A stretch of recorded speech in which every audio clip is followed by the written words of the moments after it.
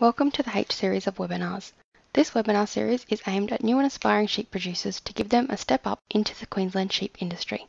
This webinar is part 1 of the series and covers sheep health.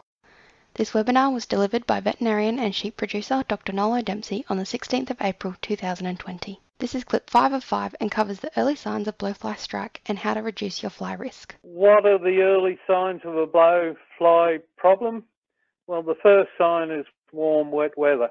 Although there are exceptions to this rule, the worst strike that I had here was in a mob of weaners that had a grass seed problem, and they got struck in July on the neck where the grass seed was causing a problem.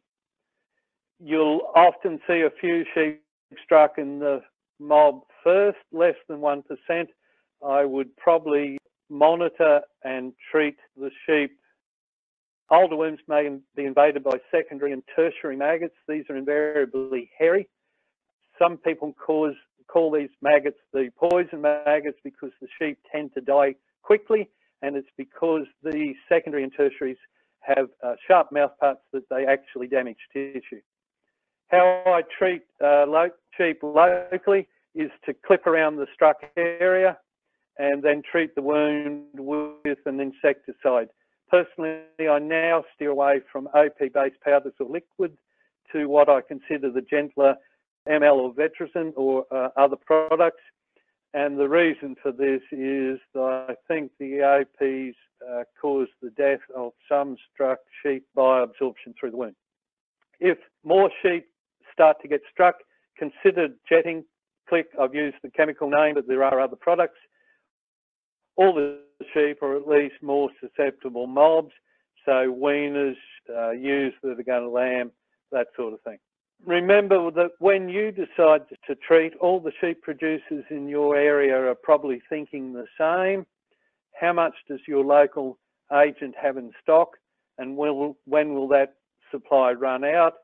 The chemical companies are very good at having a consistency of supply occasionally, but that runs into problem. So I think it pays to have a little bit of chemical on hand just to get you started.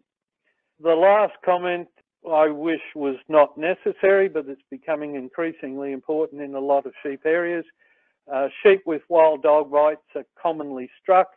It's commonly the reason why they die. The treatment I put in place is shearing around the wound. Treat with one of the more gentle local treatments mentioned above. I give antibiotics by twice.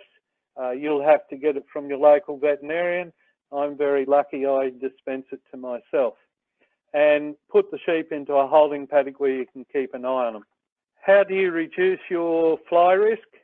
Breeding, and there's a lot of information in flyboss.com.au. Culling all struck sheep except horn strike in rams.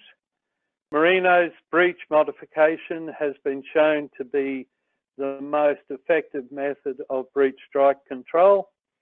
Timing of crutching and shearing is very important in reducing your fly risk. In Queensland, I would never recommend preventive treatments applied according to the calendar, except for periods such as prior to harvest when people just haven't got time to deal with a fly strike.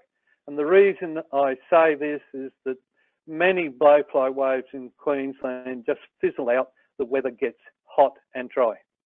And a last word of caution, dorpers in the right season can get strike under the hair mat, and it, from experience of a friend, it is extremely interesting to remove once it's struck. Thank you for watching this short clip. For more information, please visit www.leadingsheep.com.au.